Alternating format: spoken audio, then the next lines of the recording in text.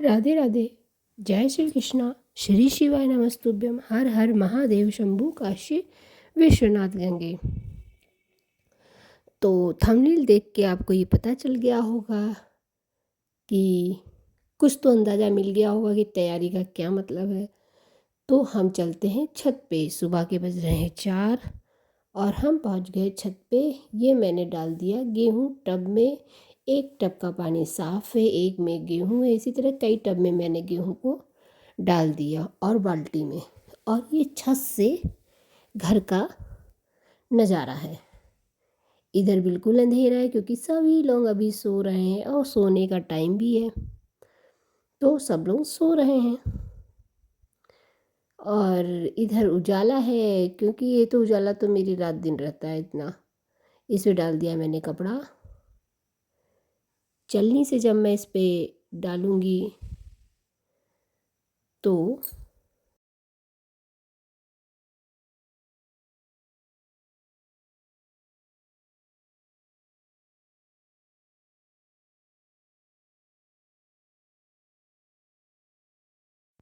पानी सब नीचे चला जाएगा। फिर यहाँ लाइट चली गई है तो एक इंसान को अगर वो वीडियो भी बना रहा है, काम भी कर रहा है, तो बहुत मुश्किल होती है। फिर मैंने आपको दिखाने के लिए फिर भी थोड़ा सा वीडियो ले लिया है। इसमें गेहूँ को ऐसे चलनी में मैंने छान लिया है और ऐसे ऐसे इकट्ठा कर दिया है। और ये देखिए, भगवान से मेरा कोई बहुत अच्छा संबंध है कि वो मुझे ना पल पल मेरी परीक्षा लिया करता है, पल पल लेता है और हर वक्त वो मेरे साथ रहते हैं। इस बात का मुझे पूरा एहसास है। अभी हम छत पे आए हैं। नीचे भी दिखाया मैंने, कोई कोहरा नहीं था और इन्होंने डराने के लिए मुझे कोहरा भेज दिया कि अब क्या करोगी। और ये अच्छे तरीके से जानते कि मैं डरने वालों में से नहीं हूँ, मैं डट के मुकाबला करने वालों में से हूँ। फिर मैंने जितना भी गेहूँ भिगो रखा था मैंने सब धोया। धो धो के मैंने ऊपर उसी कपड़े के ऊपर सब डाल दिया और ये रहा, इतना ऊंचा मैंने पर्वत बना दिया गेहूँ का। इसी तरह करते करते मैंने 8 बार गेहूँ धुला है। इतना इतना 8 बार में 6 बार मैंने धोया, फैलाया, बटोरा, सब कुछ किया। ये मैंने डिब्बे धुल के रख दिए हैं कि तेल उल, क्योंकि सरसों घर का होता है तो तेल उल पिलवाने के काम आ जाएगा डिब्बा। एंड टाइम पे कोई मांगेगा, पहले से व्यवस्थाएं नहीं रहेंगी तो कैसे तुरंत हो जाएगा। तो इसलिए मैंने पहले से सब डिब्बे धुल के रख दिया है कि किसी समय भी किसी भी चीज़ की आवश्यकता पड़ सकती है तो हमारे पास सब उपलब्ध हो। और ये थोड़ा थोड़ा गेहूँ करके मैंने टब से ही यहाँ पे डाल दिया फैलाने के लिए।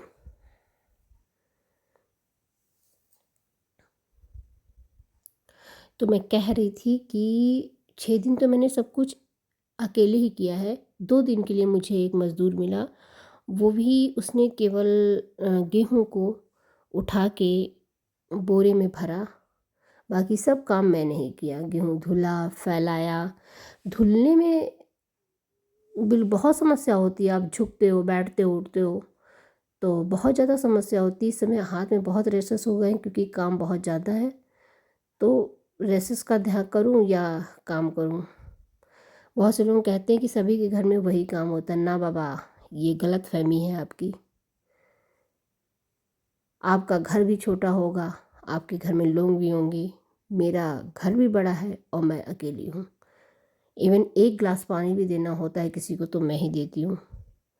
तो आप कैसे कह सकते हो इस बात को कि सबके घर में एक ही काम होता है।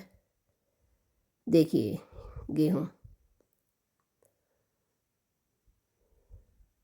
मैंने जो भी दिखाया इसमें सब हकीकत है। कोई चीज़ अब किसी को अगर बुरी लगे तो ये उनकी प्रॉब्लम है, मेरी नहीं।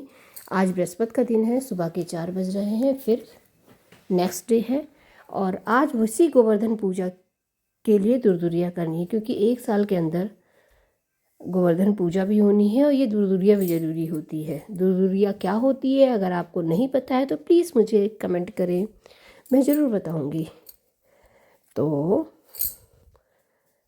मैं सुबह फिर 4 बजे उठ गई हूँ, वही अपना रूटीन अपनाने के लिए, क्योंकि सारी व्यवस्थाएं करके पूजा में बैठना है। घर की पूजा भी करके बैठना है। पूजा में तो फिर मैं सबसे पहले लोगों के नाश्ते की व्यवस्था करती हूँ, कुछ खाने की, कि मैं पूजा में अगर बैठ जाऊँ तो यहाँ सारी व्यवस्थाएं रहें, बस मुझे देना रहे। या ज़्यादा ज़रूरत पड़ती है तो कोई निकाल भी सकता है। तो जब रहेगा, किचन में बना हुआ रखा रहेगा, तभी कोई निकाल लेगा। तो इसलिए मैं इस किचन में पहुंच गई और आलू और बंदा बॉयल करने के लिए रख दिया। क्योंकि मेरे घर में जब पूड़ी बनती है ना, तो ज़्यादातर आम की चटनी, मीठी मीठी चटनी बनती है, और आलू या कद्दू बनता है, या कद्दू बनता है, या आलू बंदा बनता है ज़्यादातर। तो इसीलिए मैंने बॉयल कर दिया है और मैं नहा धो के पूजा के कमरे में बैठ गई हूँ। जो रोज़ पूजा करती हूँ उसे मैं करने के लिए यहाँ बैठ गई हूँ और दीपक उपक जला दिया है अपने भगवान के पास। ये मेरी माता रानी है, उनकी, ये मेरी राधा रानी और कृष्ण जी हैं।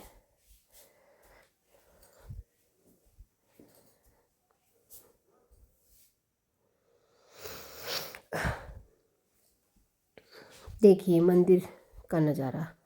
मैं फिर किचन में पहुंच गई हूँ। मेरी सब्जी बन गई, मैंने सब्जी बना दिया, कैस्ट्रॉल में रख दिया। पूड़ी बना दी, वो भी कैस्ट्रॉल में रख दिया है, क्योंकि कैस्ट्रॉल में रहेगा तो थोड़ी देर 2-3 घंटे तक गर्म ही रहेगा।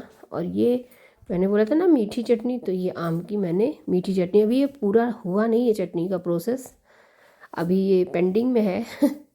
तो अगर टाइम मिला तो पूजे पे बैठने के पहले करूँगी, नहीं तो बाद में। ये मैं पहुँच गई गोवर्धन महाराज के पास और वो बने हैं गोवर्धन जी। और यहाँ पे सब लेडीज़ आ चुकी हैं। मैंने सोचा छोटा सा एक क्लिप कर बना लूँ, तो सभी लोग यहाँ बातचीत कर रहे हैं, तब तक मैंने मौका देख के छोटा सा वीडियो बना लिया। ये लगा रही हैं।